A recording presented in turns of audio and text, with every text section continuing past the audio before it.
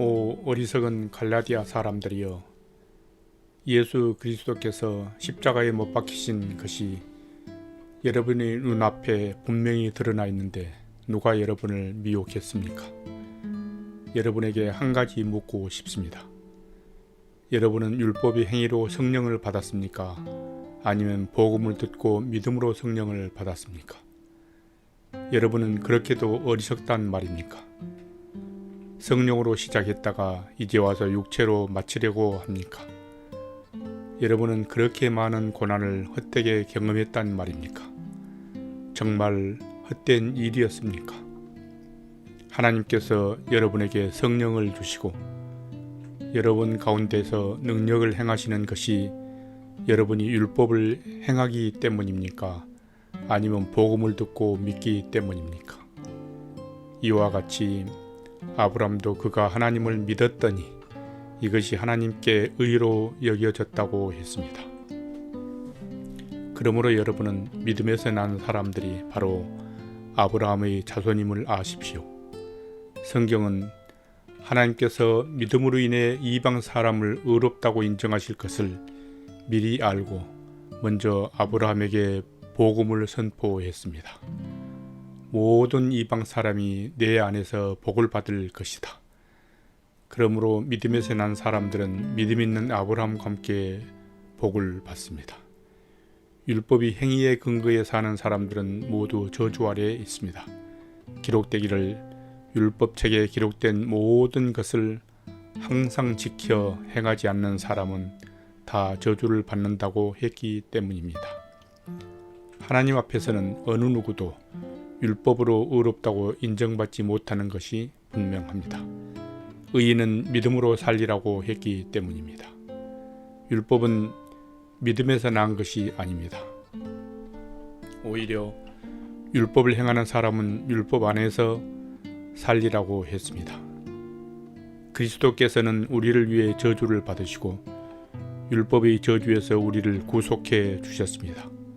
기록되기를 나무에 달린 자마다 저주를 받았다고 했기 때문입니다. 이는 아브라함의 복이 그리스도 예수 안에서 이방 사람에게 미치게 하고 우리도 믿음으로 성령의 약속을 받게 하기 위함입니다. 형제들이여, 내가 사람이 예를 들어 말합니다. 사람이 언약이라도 한 번 맺은 후에는 아무도 그것을 무효로 하거나 덧붙일 수 없습니다. 하나님께서 아브라함과 그의 자손에게 약속을 주실 때 여러 사람을 가리켜 자손들에게 라고 하지 않으시고 오직 한 사람을 가리켜 내 자손에게 라고 하셨는데 이는 곧 그리스도십니다. 내가 말하고자 하는 것은 이것입니다. 430년 후에 생긴 율법이 하나님에 의해 미리 정해진 언약을 무효해 그 약속을 취소할 수 없다는 것입니다. 만일 율법이 율법에서 난 것이면 그것은 더 이상 약속에서 난 것이 아닙니다. 하나님께서는 은혜로 약속을 통해 아브라함에게 유업을 주셨습니다. 그러면 율법은 무엇입니까? 율법은 약속된 자손이 오시기까지 죄 때문에 더한 것입니다. 이 율법은 천사들을 통해 한 중보자의 손으로 주어졌습니다. 그 중보자는 한 편만을 위한 중보자가 아닙니다. 그러나 하나님은 한 분이십니다. 그러면 율법이 하나님의 약속과 상반되는 것입니까? 결코 그럴 수 없습니다. 만일 율법이 생명을 줄 수 있는 것으로 주어졌다면 분명히 의인은 율법에 낯을 것입니다. 그러나 성경은 모든 것을 제 아래 가두었습니다. 이는 믿는 사람들에게 예수 그리스도를 믿는 믿음에 근거한 약속을 주시기 위함입니다. 믿음이 오기 전에는 우리가 율법 아래 매어 장차 계시될 믿음의 때까지 갇혀 있었습니다.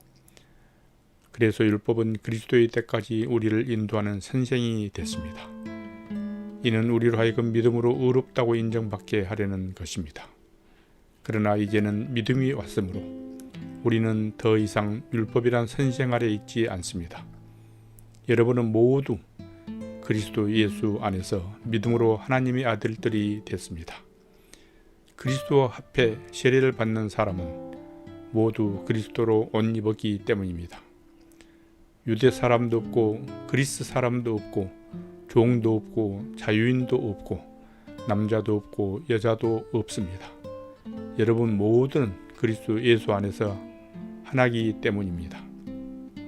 만일 여러분이 그리스도께 속한 사람이면 여러분은 아브라함의 자손이요 약속을 따른 상속자입니다.